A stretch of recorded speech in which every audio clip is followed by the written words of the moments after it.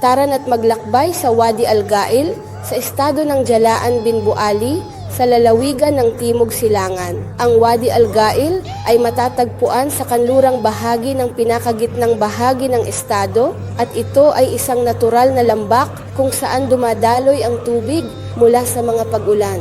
Napapalibutan ito ng mga puno ng palma, mga damo ng rog, mga oasis at mga berdeng bukal sa lahat ng direksyon.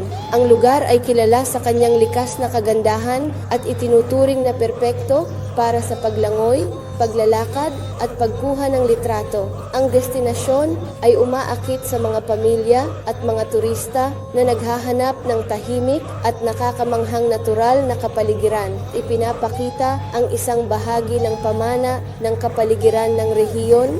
Upang mas makilala ang lugar, mangyaring iscan ang QR code at tamasahin ang isang natatanging karanasan sa